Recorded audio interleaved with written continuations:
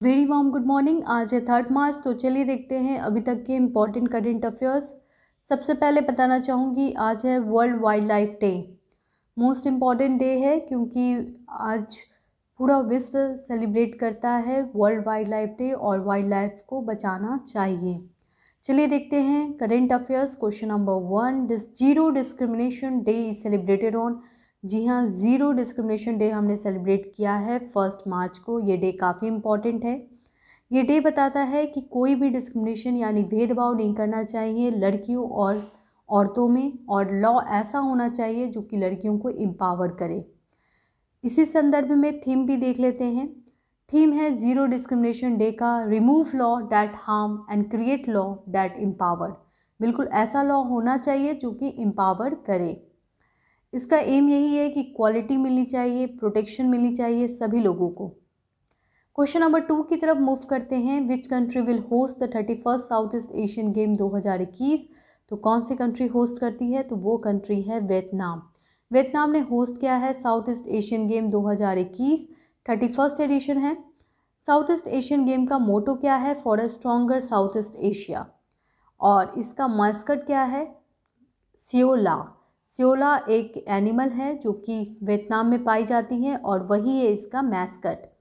इसमें about 10,000 player participate कर रहे हैं और 526 गेम खेले जाएंगे साउथ ईस्ट एशिया में।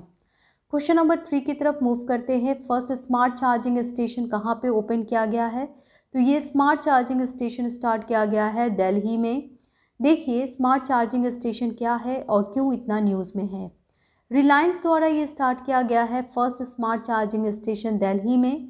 एक्चुअली में ये स्टार्ट किया गया है BSES यानी बॉम्बे सो अर्बन इलेक्ट्रिक सप्लाई कंपनी के द्वारा, जो कि रिलायंस का ही एक पार्ट है, एक यूनिट है। ये स्टार्ट किया है दिल्ली में स्मार्ट चार्जिंग सिस्टम। ये बिल्कुल स्मार्ट चार्जिंग सिस्टम है क्योंकि इसके द्वारा एक ही टाइम में 5 व्हीकल को चार्ज किया जा सकता है और ये स्टार्ट किया गया है दिल्ली में। जी हाँ, दिल्ली में बहुत क्राउड है तो ये अच्छा स्टेप है। क्वेश्चन नंबर 4 की तरफ मूव करते हैं। कौन बने हैं चेयरमैन एग्जीक्यूटिव कमेटी के, जो कि नैक यानी कि national assessment and accreditation council के? इसका मतलब है राष्ट्रीय मूल्यांकन और प्रत्यासन परिषद के चेयरमैन सेलेक्ट किए गए हैं प्रोफेसर भूषण पटवर्धन। ध्यान रखें, प्रोफेसर भूषण पटवर्धन सेलेक्ट हुए हैं नैक के नए चेयरमैन। नैक यानी कि national assessment and accreditation council, जिसका हिंदी मतलब है राष्ट्रीय मूल्यांकन और प्रत्यासन परिषद, और इसके चेयरमैन सेलेक्ट हुए हैं भूषण पटवर्धन। नैक एक्चुअली में एक ऑटोनोमस बॉडी है जो कि यूजीसी का ही पार्ट है। यूजीसी द्वारा एफिलिएशन मिलता है नैक को और ये नैक ग्रेड देता है, ग्रेडिंग करती है हमारे कॉलेजेस के। जैसे कि किसी कॉलेज को A+ ग्रेड मिलता है, किसी को A मिलता है, किसी को B मिलता है। तो ये जो ग्रेड पूरा सिस्टम है ये किया जाता है नैक के द्वारा। क्वेश्चन नंबर 5 की तरफ मूव करते हैं। इंडिया की क्या रैंकिंग आई है सस्टेनेबल डेवलपमेंट गोल रैंकिंग में? ये हर साल निकाला जाता है और 2022 में इंडिया की रैंकिंग आई है 120। बहुत अच्छी रैंकिंग नहीं आई है और साउथ एशिया में इंडिया की रैंकिंग बहुत ख़राब आई है। हमसे आगे भूटान है, नेपाल है, बांग्लादेश है, पाकिस्तान हमसे पीछे है, उसकी रैंकिंग 129 है। ठीक है, ध्यान रखें। सस्टेनेबल डेवलपमेंट गोल से हमेशा क्वेश्चन आता है। देखिए सस्टेनेबल डेवलपमेंट गोल कुछ इंपॉर्टेंट देख लेते हैं। तो सबसे पहला है नो पॉवर्टी। जी हाँ, गरीबी नहीं होनी चाहिए। और गरीब है तो सबसे पहले आप क्या सोचोगे? खाने के बारे में। तो सेकंड है जीरो हंगर। खाने के बाद आप क्या सोचोगे? हेल्थ और वेल्थ के बारे में, तो हेल्थ थर्ड है। और हेल्थ के बाद आप क्या सोचोगे? पढ़ाई के बारे में, तो एजुकेशन फोर्थ है। और फिर आप इक्वालिटी की बात करोगे तो 5 है, तो जेंडर इक्वालिटी 5 है। 6 क्या है? 6 है सैनिटेशन, ठीक है, and clean water. UPPCS exam 2019 में ऑलरेडी क्वेश्चन आ चुका है।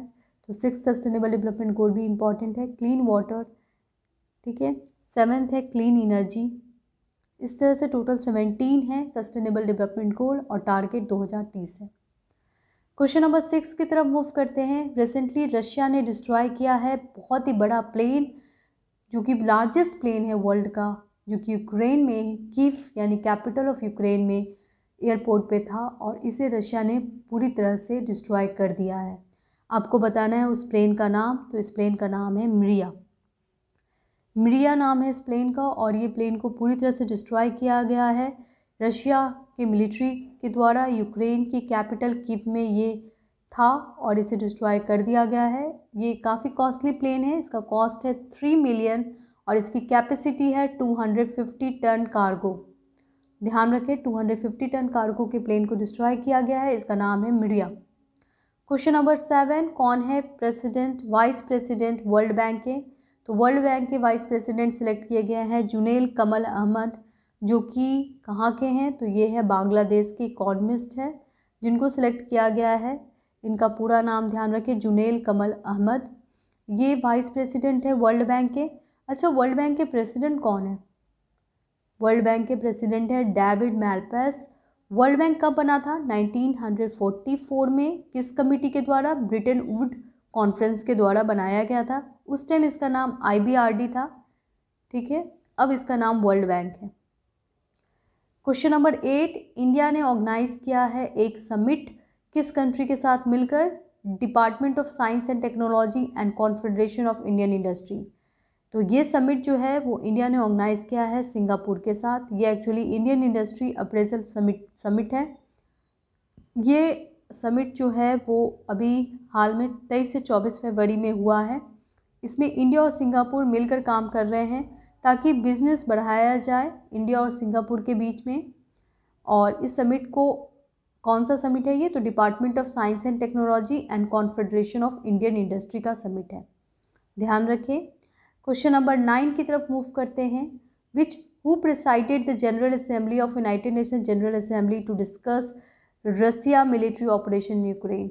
देखिए, यूनाइटेड नेशन ने इमरजेंसी डिक्लेयर कर दिया है, और कौन से सेशन में इमरजेंसी डिक्लेयर किया गया है और कौन थे इसके हेड? तो ये पूरे सेशन के हेड थे अब्दुल्ला शाहिद, जिन्होंने बताया कि रशिया द्वारा जो मिलिट्री ऑपरेशन यूक्रेन में किया जा रहा है वो पूरे वर्ल्ड के लिए डेंजरस है, और इसी संदर्भ में यूनाइटेड नेशन ने डिक्लेयर कर दिया है इमरजेंसी।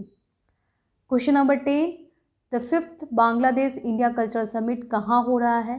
तो 5th Bangladesh India cultural summit जो है वो हो रहा है राजशाही जो है वो बांग्लादेश में है। Question number 11, in how many years cabinet has approved the national roll out of Ayushman Bharat digital mission of ministry of health and family welfare in February? देखिए, कैबिनेट ने अप्रूव किया है कितने साल का प्लान, ठीक है, national Ayushman Bharat digital mission के अंतर्गत। ये मिशन जो है वो ministry of health and family welfare का ही पार्ट है, और ministry of health and family welfare ने लाया था ये मिशन, जिसका नाम है आयुष्मान डिजिटल मिशन। आपको बताना है ये कितने साल का है, तो ये है 5 साल का। ये प्रोग्राम 5 साल तक फॉलो किया जाएगा, आयुष्मान भारत डिजिटल मिशन, जिसके अंतर्गत हेल्थ केयर सेक्टर को पूरी तरह से डिजिटल बनाया जाएगा। क्वेश्चन नंबर 12, कौन से डिस्ट्रिक्ट हिमाचल प्रदेश का फर्स्ट बायोडाइवर्सिटी पार्क बनाया गया है जिसका कॉस्ट 1 करोड़ रुपया है? तो वो डिस्ट्रिक्ट है Bulla valley of Himachal Pradesh. Bulla valley जो कि हिमाचल प्रदेश में है, वहाँ पे पहला बायोडाइवर्सिटी पार्क बनाया जा रहा है जिसका कॉस्ट 1 करोड़ है। वीडियो में कहीं भी डाउट हो तो ज़रूर पूछें। और अभी देखते हैं होमवर्क, इसका आंसर आपको कमेंट बॉक्स में देना होगा। एक बहुत ही इंपॉर्टेंट किताब होम इन द वर्ल्ड किसके द्वारा लिखा गया है? अगर आपको इसका आंसर नहीं पता है तो ज़रूर गूगल सर्च करें, बहुत ही important book home in world. Second question है, इंटरनेशनल ओलंपिक कमेटी ने किस कंट्री को बाहर कर दिया है और इसका जो ऑनर अवार्ड था जो उसने दिया था उसे छीन लिया है? दोनों का आंसर आप कमेंट बॉक्स में दें। From whom International Olympic Committee has stripped off its top honour award? दोनों का आंसर आप कमेंट बॉक्स में दे सकते हैं। वीडियो अच्छा लगे तो please like share subscribe the channel. Thank you to watch the video till last. और वीडियो में कोई भी डाउट हो तो ज़रूर पूछें।